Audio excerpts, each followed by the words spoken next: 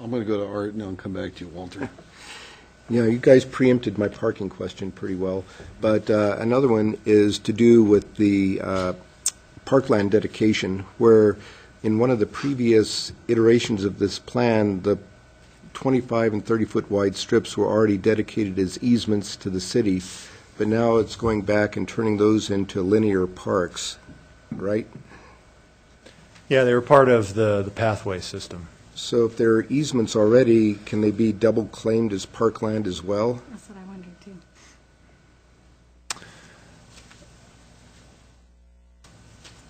Because if they're easements, they're already the city's. Well, that was part of the agreement for the roadway improvements, and you know, that it was really intended to satisfy future parkland. And if you look at all Mosier Park, it had taken a lot of that area, you know, the Rolling Hills additions, and actually, you know, that those pieces were intended, and they've already been dedicated for this property. Okay, so maybe there's a question for the developer later, but does that intend to have any kind of landscaping or any park-like characteristics added to it, or is it going to look much the same as it does at the moment, which is just the asphalt trail?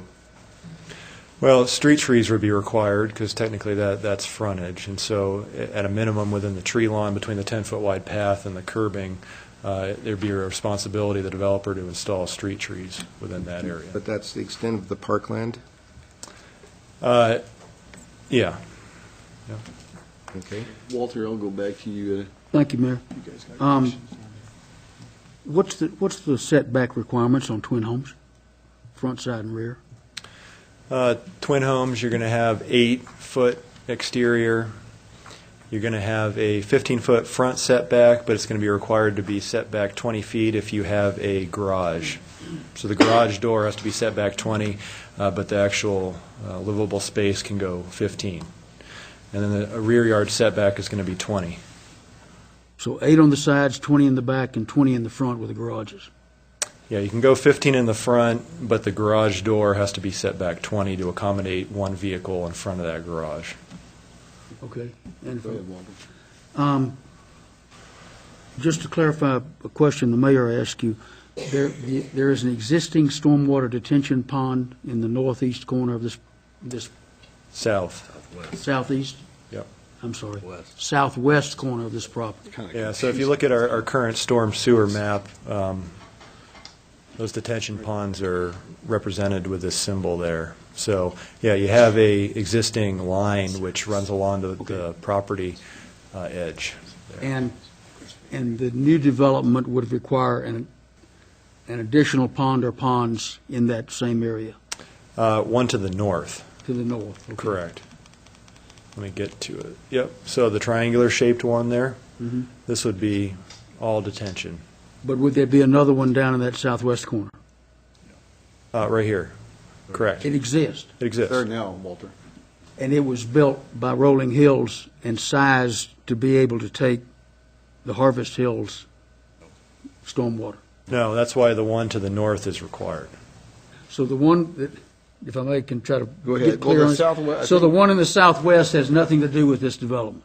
Not really, You're not 'cause no. of the Oh, okay. topography there, Walter. It's higher up. So. Okay, that's fine. I just wasn't Oh, I clear didn't realize it- why it was being brought up if it doesn't Well, I apply to asked the this. question because I didn't know it was there. I was just curious about it, so that's why I asked. Do you guys got on this side of the? I have a question for Mike. You talked about an alternative plat that had some on-street parking. Can you show us that picture? Probably all the way back at the beginning of the presentation. Yeah, it was. Oh, you looking for our street standards or Windfall Hills? They had previously done. Street parking. No, the plat that's proposed doesn't show any on-street parking. Like, There you go, Jim. So if you look at right, the yeah, the old one had bulb outs there, but then now since we've got the commercial thing on the other side, do you have an alternative thing with that for the new one? the applicant isn't proposing that at this time. Street parking, Jim. Yeah. Still, So yeah. that- we have that's it in the our major streets. rub on the whole thing, as far as I can see, is that there's no on-street parking for quite a number of units. And since we have the if you bring up the picture that shows where the commercial development would be, you've got a lot of street frontage with no houses on it, and possibly, wouldn't that be a place that there could be some added? Well, typically, if you have a neighborhood business type development, they will have some They'll have to have some on-site parking. off-street parking. Well, yeah, for that, there. but something that can be used by the residences across the street. But back up one. You had it there. The one in the pink and yellow. Yeah, the pink. So, like on the north side of Third Street, there you've got a substantial amount of street frontage there. Where on the commercial side, where you could possibly put a bulb out there for where people could park. Now, I think we're going to have trouble where you got a intensive residency thing there, and people are going to have visitors come, and there's not going to be any place to park, or there's not going to be any place to park for service trucks or anything like that. There needs to be, it seemed like there needs to be something to accommodate that from time to time. You're Not, I talking mean, right along there, Jim? yeah. On the street Is that a parking. possibility? Well, you may ask the developer who's willing to expand the right-of-way there. You know, it would need about a 10-foot right-of-way width expansion in order to accommodate on-street parking. And so it's achievable. It would just mean that the lots would be reduced in size because of the additional right-of-way that it takes. Gary, you had a, Yeah, Your Honor, I think it's probably time to open the public hearing and hear from the public, and any questions for staff can be taken afterwards as well. is that okay with you guys? Everybody square with it? I had one about the MOUs, but I'll do that later. Okay, everybody will have time to ask plenty of questions. Thank you, Mike. I will open the public hearing as of now at 7:53, and as I stated earlier, there'll be one public hearing on these three issues, and we would like to hear from the applicant right now. Please state your name, and oh, by the way, for normal testimony, an average of 3 minutes we would like to have, so please keep that in thoughts. Name Hi, and address, sir. Okay. I'm Scott Becker with Hodge & Associates at 405 South Washington, and I'd like to thank Mike for the presentation, and thank you for listening to our presentation tonight. I'd like to, rather than revisit all of the old history, Mike covered that very well, so I'd kind of like to move forward on how we got to where we are now. We've looked at a lot of options for this, and council's seen a lot of options for this.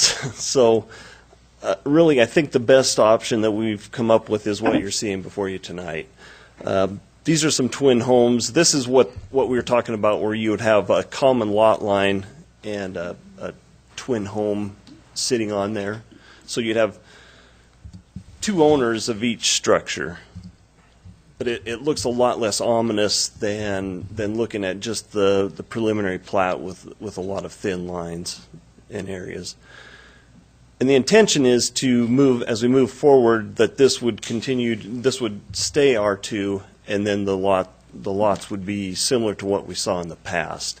And then also at that point, we would move out and get into the bulb out parking. I'm a little bit leery of some additional parking on this, just because being in a curve, if you've got parking on the street, you're backing out, you've got bike lanes, and you're not going to see somebody coming down with cars parked there obstructing your view. Well, right now, if you back out onto the street, you've got the sidewalk, you've got the green strip, you can see up and down the street, and you're less likely to cause a collision. One option would be to set the homes back a little bit further and create more of a parking area in front of the garage, so you have garages and additional parking in front of the structures. So anyway, we're located on a proposed collector and an existing arterial, and really that signifies a higher density, and that was one of the other reasons that we came up with this layout, to try to maximize potential for the lot. As it was before, it was just not feasible and was not a workable condition to where we could even pencil it out and make it happen. It's an infill lot, and I think we'd all like to see it developed. It's right now it's currently farmland that's really not a very productive farmland, and it's difficult to access. So really, it makes sense to develop this, but we've got to find something that works too. I mean, we can have great ideas, but if they don't work out, it doesn't make a lot of sense to do that. Let's see. So as we move forward, this is, once again, Mike touched on this, but this is how that lays in that area. And then, so you can see how far it extends up. I would like to maybe go back and look at, so we have the existing detention pond here. This sits higher above the lots. So that's why these are not going to use that detention pond. There is a proposed strip here for additional detention, though, and then the commercial lot will have its own detention system, and then the rest of the lots will be serviced by that detention pond and the future lots also. So it'll be sized for these lots at this time, and then as it'll be sized for the whole system, but we'll adjust the pipe sizes as it develops, and then readjust them. So that kind of a little bit touch on the detention that maybe is a little bit more clear now. So the ultimate goal is to develop R2 all the way up here and get to Mosier Park. I mean, that's ultimately what I think we'd all like to see, is getting up to Mosier Park.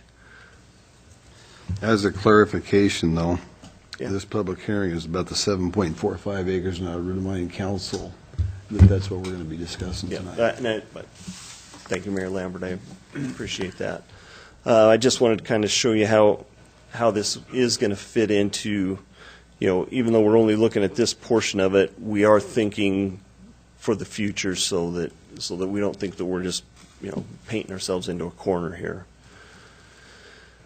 So we're back to, this is the proposal in front of you tonight. I'd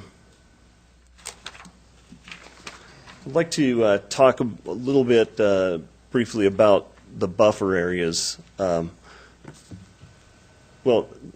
I apologize. Back to, this is an example of a twin home. This isn't necessarily what would be constructed out there, but what could be constructed. Very nice looking structure, but two residents there. We have a natural buffer to the north, which is Paradise Creek, and then and a natural buffer to the south, which is that ridge. So we sit in a bowl, and really that also creates a challenge for developing this site, is because it's a bowl, it makes it challenging to develop, but after it's developed, it creates a more tight-knit community feel to it. So even though it has challenges, it does have some upsides to it too. So then we get to how is this good for the city? That's ultimately your concern, is how is this going to benefit the city? So once again, we take care of an infill lot that has been difficult to maintain. So that's an addition. It's a first step to extending 3rd Street to the park. The twin homes service an underserved demographic. Right now, not everybody can afford the high-end housing. This offers an opportunity for people to buy a new house that they might not otherwise be able to afford. So this serves a need, I think, in the community that's not being served right now. Right now, there seems to be a number of R2 lots out there, but they're not. There doesn't seem to be that entry-level lot.